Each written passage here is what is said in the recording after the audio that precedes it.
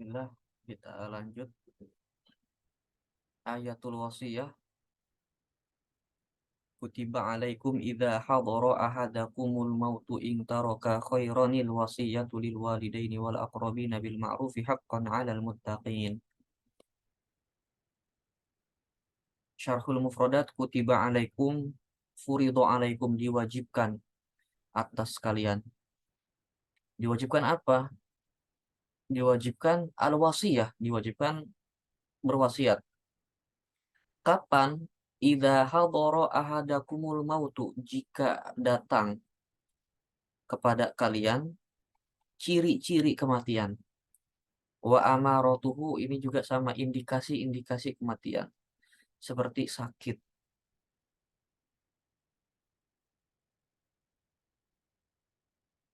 Intaroka khairan, diwajibkan wasiat apabila telah hadir tampak tanda-tanda kematian apabila kalian meninggalkan harta. Maka harta di sini dibagi menjadi 3 pendapat. Harta yang dimaksud apakah harta yang banyak ataukah harta yang sedikit dan banyak, itu sama-sama diwajibkan untuk menulis wasiat. Atau harta yang sudah ditentukan, yang wajib wasiat harta yang mencapai 800 dirham atau setara 60 juta kalau dikonversikan dengan uang sekarang, karena untuk 1 gram berapa sekian perak gitu ya, pokoknya 1 dirham itu 75.000, 75.000 dikali 800 kurang lebih 60 juta kalau dikonversikan dengan uang rupiah pada saat ini.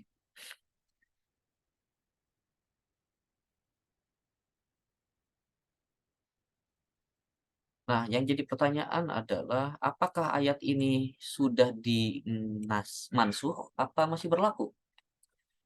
Wujubul wasiyah mansukhah au muhkamah lam tunsakh. Kewajiban wasiat ini apakah sudah dihapus, sudah diangkat hukumnya, apakah masih berlaku hukumnya? Belum dinasakh. Ada 2 pendapat. Yang pendapat pertama berpendapat annaha mansukhah.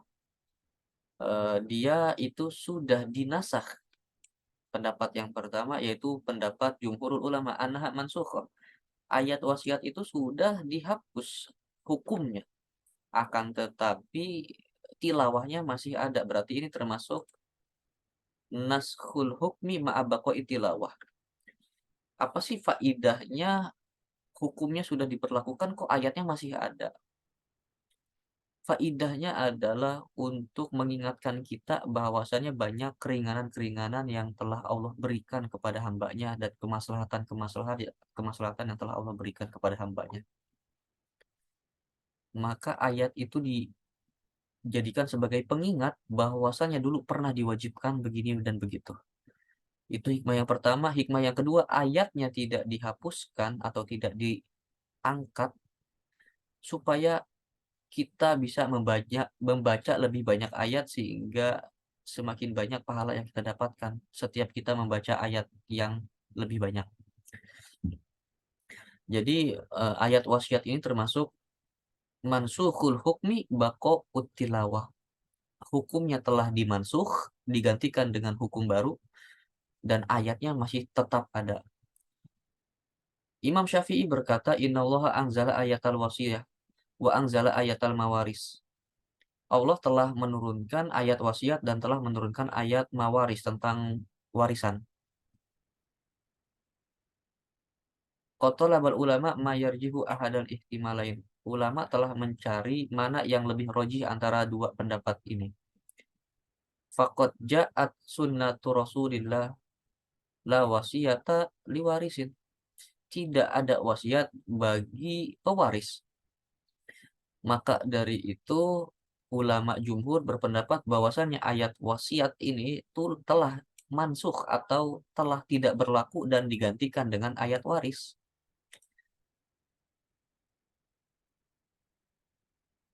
Ada yang berpendapat bahwasannya la wasiat tak diwaris ini adalah khobar ahad atau hadis ahad. Dia hadisnya tidak mutawatir. Bagaimana bisa ini hadis ahad kalau misalkan ulama telah menerima hadis ini? Jadi ini rotnya, ini bantahannya. ulama telah menerima secara, beruntut tentang hadis ini, bagaimana bisa dikatakan hadis ahad. Kemudian menurut Tawus, lil walidaini wal aqrabin al warisin nusikhat. Kalau untuk orang tua dan kerabat-kerabat yang mendapat warisan, maka hukumnya sudah dimansuh. Tapi hukum itu masih berlaku untuk kerabat yang tidak mendapat warisan. Contohnya yang tidak mendapat warisan itu adalah yang mahjub. Kalau kita belajar ilmu faraid itu nanti kan ada bagian-bagiannya ya, ibu itu berapa, bapak berapa, kemudian anak laki-laki berapa, anak perempuan berapa. Nanti ada yang asobah, ada yang sisa, ada yang mahjub, ada yang nggak kebagian karena masih ada anak. Jadi cucu itu nggak dapat kalau masih ada anak, atau yang mahjub itu intinya tidak dapat. Kemudian selain daripada yang mahjub itu ada namanya zawil arham. Dia tidak mendapatkan dia dia bukan termasuk ashabul furud, tidak mendapatkan bagian dalam warisan. Yang mendapatkan warisan itu namanya ashabul furud. Yang tidak mendapatkan warisan itu namanya zawil arham. Nah, menurut Tawus ini tidak wajib wasiat bagi seorang ahli waris. Eh, karena sudah digantikan dengan ayat waris. Karena dia sudah mendapat bagiannya sendiri. Ada yang dapatnya 1/8, ada yang mendapatnya sulus, ada yang mendapatnya sudus, ada yang mendapatnya 1/3, ada yang dapatnya 1/6 dari masing-masing harta warisan itu. Udah ada bagiannya. Karena sudah digantikan dengan ayat waris. Nah, sedangkan orang-orang yang tidak mendapatkan warisan, maka masih mendapatkan wasiat. Maka dari ini, menurut Tawus, wasiat masih diwajibkan menulis wasiat, tapi ditujukannya bukan untuk walidain dan akrobin yang mendapat warisan, tapi wasiat masih diwajibkan, tapi ditujukannya untuk kerabat yang tidak mendapatkan warisan. Begitu. Ini pendapat yang kedua. Tetap mansuh, tapi mansuhnya hanya bagi orang tua dan kerabat yang mendapat warisan. Itu yang dimansuh. Baik, auso li ghairi qorobah lam tujza. Memberikan wasiat kepada selain kerabat itu tidak berpahala, maksudnya lam tujza itu tidak disyariatkan lah. Oke, ini yang pertama ya, pendapat jumhur itu bahwasannya ayat wasiat itu sudah dimansuh, sudah tidak berlaku hukumnya. Nah, sedangkan pendapat yang kedua, ayat wasiat itu muhakkamah, ghairu mansukh, masih berlaku hukumnya, masih muhkam, ayatnya masih masih mempunyai hukum, hukumnya masih berlaku dan tidak mansuh, alias hukumnya tidak diangkat.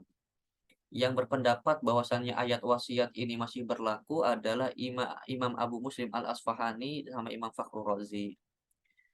Yang pertama alasannya hadil ayah laisat mukhalifah li ayatil mawaris. Ayat wasiat itu tidak bertentangan dengan ayat mawaris. Bal hiya muqarrarah laha, akan tetapi ayat mawaris itu turun untuk menetapkan ayat wasiat. Jadi tidak bertentangan katanya. Yang kedua, la munafata baina thubutil wasiyah lil aqrabai wa thubutil miras. Tidak ada penafian, tidak ada pertentangan ya antara menetapkan wasiat untuk kerabat-kerabat dan menetapkan warisan. Tidak ada pertentangan atau tidak ada penafian, tidak ada kontradiksi. Jadi saling menguatkan di situ katanya. Bedanya apa? Bedanya kalau wasiat itu adalah pemberian dari seseorang yang sudah mati, wasiat itu adalah pemberian dari mayit, sedangkan mawaris itu adalah pemberian dari Allah karena hukumnya sudah Allah tentukan berapa persennya untuk ahli waris dan sudah ditentukan siapa saja yang menjadi ahli waris. Ya, misalkan saudara perempuan atau kakak ipar dapat apa kagak itu udah ditentukan. Jadi menurut pendapat yang kedua ini bahwasannya ayat wasiat dan ayat waris itu tidak bertentangan, bahkan saling menguatkan satu sama lain. Perbedaannya kalau ayat wasiat itu pemberian dari sang mayit, dia bebas mau memberi siapa yang dia mau, asalkan untuk kebaikan dan seadil-adilnya, sedangkan mawaris atau warisan itu ayat-ayat warisan itu yang kita pelajari di ilmu faraid, itu pemberian dari Allah. Yang ketiga alasannya ayat ini tidak menjadi ayat yang mansuh, hukumnya masih berlaku karena Lau qadara husulul munafah baina ayatil miras wa ayatil wasiyah lakana yumkinu ja'lu ayatil miras mukhassasah li ayatil wasiyah. Kalau misalkan tidak bisa untuk menafikan ayat mawaris dengan ayat wasiat, maka bisa jadi mungkin ayat mawaris itu menjadi taksis dari ayat wasiat. Jadi wasiat itu masih umum bentuknya, masih belum terlalu merinci, maka datang ayat mawaris untuk menjadi taksis bagi sesuatu yang masih umum. Jadi tidak dimansuh, tapi ini adalah taksisul am. Nanti kalau di ulumul Quran ada namanya taksisul am. Ada ayat yang lebih khusus, ada ayat yang lebih umum. Contoh misalkan di ayat Quran ada aqimus shalah, dirikanlah sholat. Berarti kan wajib sholat, tapi bagaimana cara sholatnya tidak dijelaskan. Maka kita harus cari ayat yang menjelaskan tentang caranya sholat. Berarti ada taksisnya. Di mana taksisnya? Kalau nggak ada di Quran berarti cari di sunnah, di hadis. Oh ternyata di hadis ada "Shollu kama ra'aitumuni usolli." Nabi bersabda, "Sholatlah kalian seperti aku sholat." Maka tata cara sholat itu dijelaskannya bukan di Quran. Di Quran mau dicari sampai kapanpun nggak ada tata cara sholat. Jadi itu masih umum, pengkhususannya itu ada di Quran. Nah, begitu juga ini. Ini ulama yang kedua ini berpendapat bahwasannya ayat wasiat itu ayat yang umum. Masih belum ngerti bagaimana cara wasiatnya, maka dikhususkan dengan ayat mawaris bahwasannya ibu dapat per-1/6, kemudian anak laki-laki dapat sekian, saya udah lupa juga yang mawaris. Itu ada rumus-rumusnya ya, ada yang dapat sudus, sumun, dan seterusnya dan seterusnya.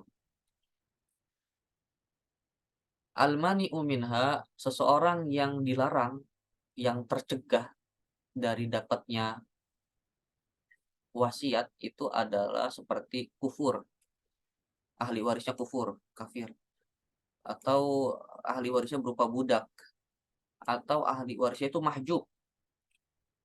Mahjub itu berarti dia tidak mendapatkan warisan karena keadaan yang tertutupi oleh masih ada usulnya, masih ada di atas dia. Misalkan cicit, cicit itu masih ada cucu, masih ada anak, jadi yang meninggal itu buyutnya, ya tetap kehabisan sama anaknya begitu. Dia sedangkan dia generasi keempat, jadi udah nggak kebagian, itu mahjub, udah nggak kebagian warisan. Wadawil arham. Nah, yang tidak mendapatkan wasiat itu ya zawil arham. Zawil arham itu yang bukan termasuk ashabul furud dan juga bukan termasuk asobah, tidak termasuk seseorang yang mendapatkan bagian warisan dan juga bukan termasuk asobah. Memang tidak kebagian warisan.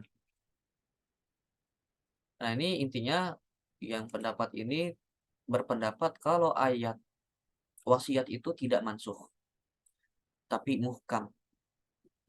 Kemudian menurut Imam Jarir At-Tabari, menurut Imam Jarir At-Tabari dalam tafsirnya, al-khair artinya adalah al-mal lil walidaini wal aqrabin, yang diberikan wasiat itu adalah seseorang yang tidak mendapat warisan. Jadi diwajibkan bagi kalian berwasiat apabila kalian meninggalkan harta untuk kerabat-kerabat kalian yang tidak mendapatkan warisan, itu diberikan wasiat. Bil ma'rufi. Nah, bil ma'ruf, membagikan wasiatnya itu, meneruskan wasiatnya itu dengan ma'ruf. Ma'ruf di sini itu tidak boleh adanya kezoliman, jadi harus adil, seadil-adilnya. Kemudian di dalam wasiat ini tidak boleh ada unsur kesengajaan untuk melakukan kezoliman atau merugikan pihak orang lain. Kalau misalkan ada unsur kesalahan, baik disengaja atau tidak, nanti ada di bawah penjelasan lebih lanjutnya. Al-i'tirad. Qala qail au furido 'ala rajuli dzawil mal ayyusiya liwalidayhi wa aqaribihi alladzina la yarithun.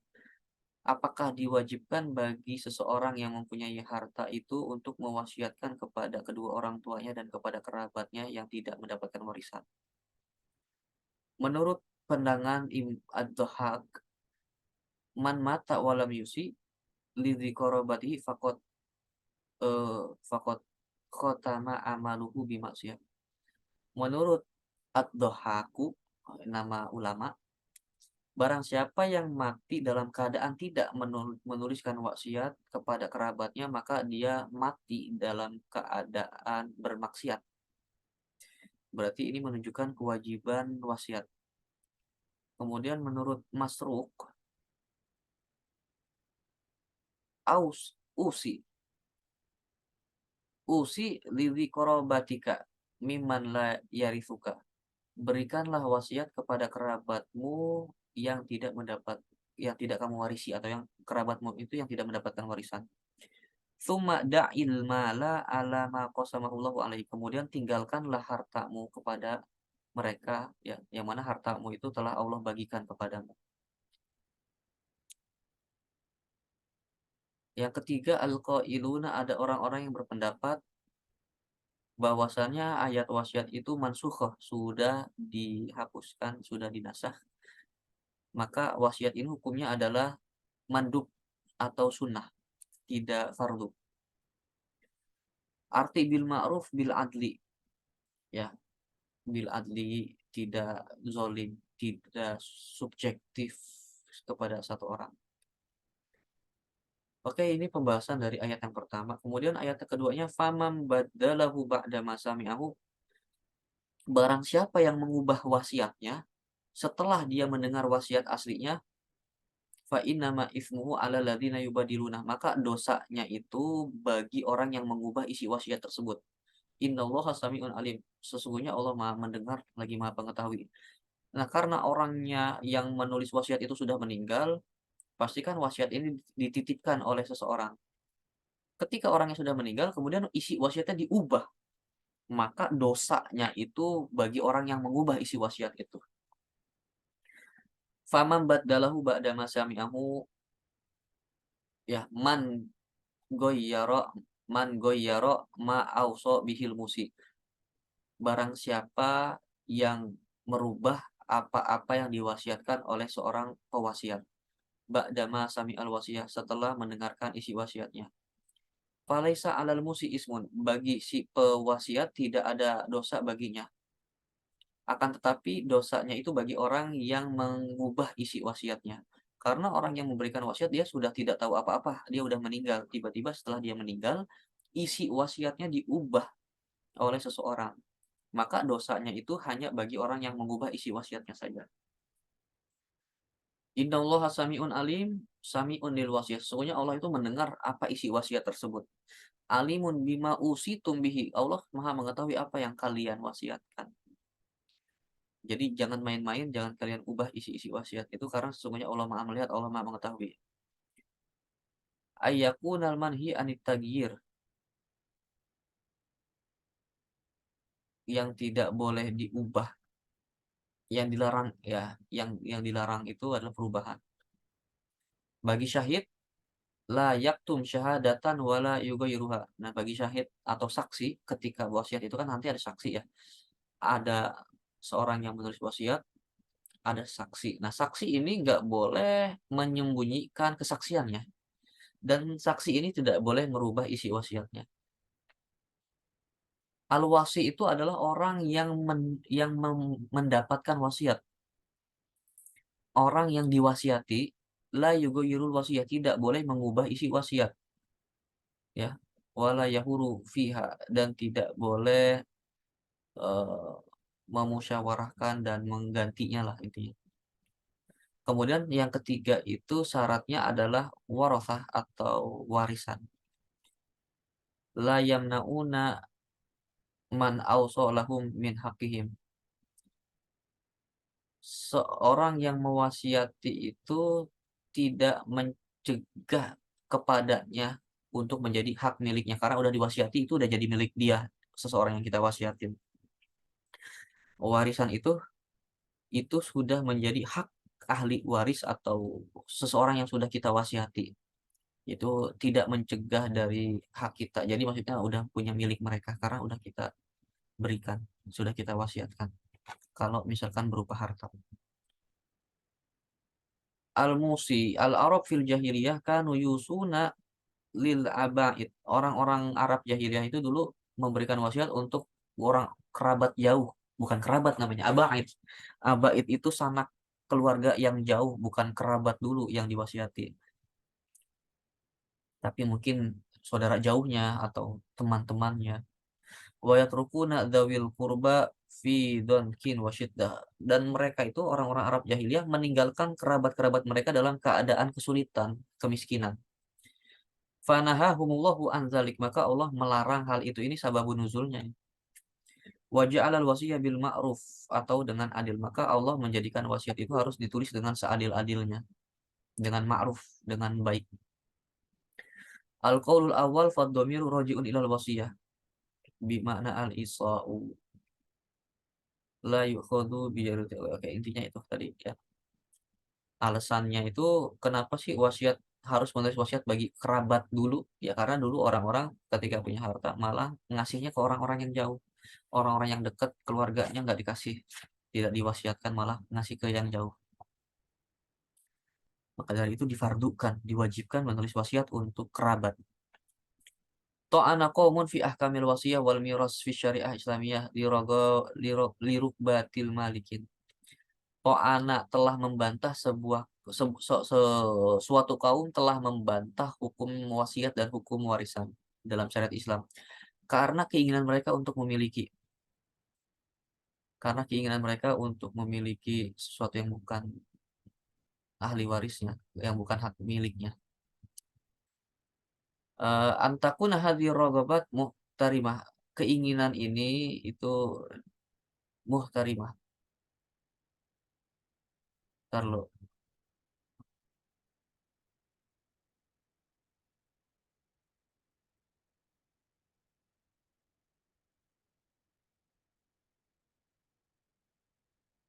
ya ini yang dua ini sebentar ya, kita lengkap dulu nih yang dua ini. Kita langsung faman khofa min musin. Kita ayat ketiga dulu. Faman khofa min musin, barang siapa yang takut dari seorang yang memberikan wasiat itu, apabila ada orang yang takut, apabila seorang yang menuliskan wasiat itu melakukan kesalahan, ya, atau melakukan sebuah dosa dalam wasiatnya atau kezoliman, fa aslaha bainahum, maka perbaikilah hubungan antara mereka, antara seorang musin dan wasi, antara orang yang memberikan wasiat dan orang yang diberikan, yang menerima wasiat. Fala itsma alaih, itu tidak ada dosa kita mengubah isi wasiat kalau difungsikan untuk membenahi wasiat yang rusak atau wasiat yang zolim. Innallaha ghafurur rahim, sesungguhnya Allah Maha Pengampun lagi Maha Penyayang. Oke, langsung ke tafsirnya. Faman khofa min musin, musin itu dari isim fa'il dari auso yusi. Fahuwa al-musi, yang memberikan wasiat. Apabila dikhawatirkan seorang yang memberikan apabila dikhawatirkan seseorang yang memberikan wasiat itu berbuat kesalahan atau berbuat kekeliruan yang menyebabkan berdosa, yaitu sebuah kezoliman, baik disengaja ataupun tidak, maka perbaikilah hubungan antara musin dan wasinya. Maka tidak ada dosa bagi orang yang mengubah isi wasiatnya kalau ditujukan untuk mengislah, memperbaiki isi wasiat yang rusak atau yang janaf. Apa itu janaf? Al-janaf itu al-mail fil umur, penyelewengan dalam urusan sesuatu. Apa bedanya janaf dan ismun? Perbedaan antara janafun dan ismun, kalau ismun kan kita biasanya mengartikannya dosa. Nah, janafun itu kesalahan. Apa bedanya? Annal janaf al khoto fil wasiyah min haitsu la ya'lam. Kalau janaf itu kesalahan dalam wasiat yang mana kesalahan ini tidak diketahui, tidak disadari. Wal ismu al jur'an amdin. Sedangkan ismun itu adalah kesalahan yang dilakukan secara sengaja, secara sadar. Jadi di sini barang siapa, bagi seseorang, siapapun itu yang mengetahui adanya kekeliruan yang dilakukan oleh seorang pewasiat, baik dilakukan secara sengaja ataupun tidak sengaja, maka kita wajib mengislah wasiat tersebut. Bainahum itu yang udu alal musi wal wasi. Fa aslaha bainahum, maka kita harus mengislah atau memperbaiki hubungan antara seseorang yang memberi wasiat dan seseorang yang menerima wasiat. Al-musi itu orang yang memberikan wasiat, al-wasi itu orang yang menerima wasiat. Baik, ada yang berpendapat khofa di sini artinya alima ya, barang siapa yang mengetahui adanya kekeliruan dalam isi wasiat. Nah, jadi khofa artinya alima.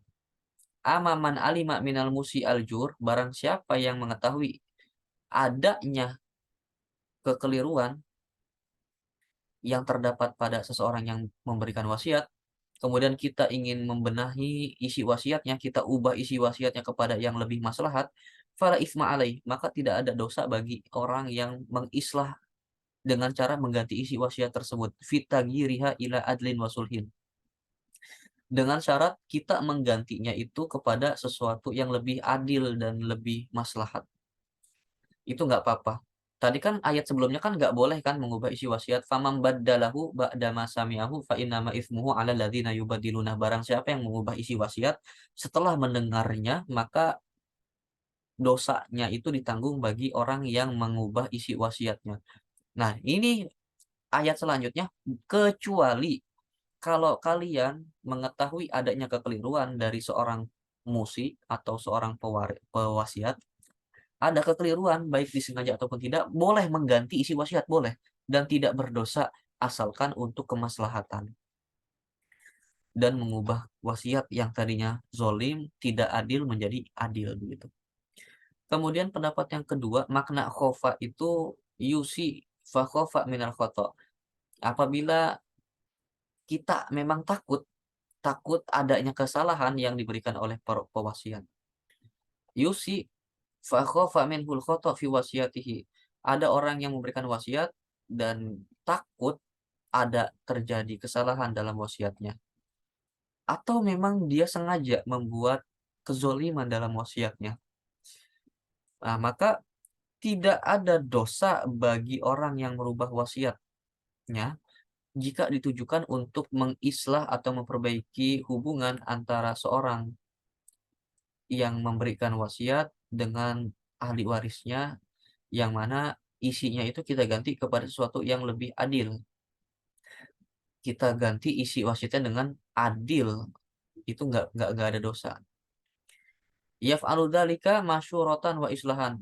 Melakukan hal itu dengan cara musyawarah dan untuk tujuan mengislah antara kedua belah pihak itu boleh dan tidak berdosa.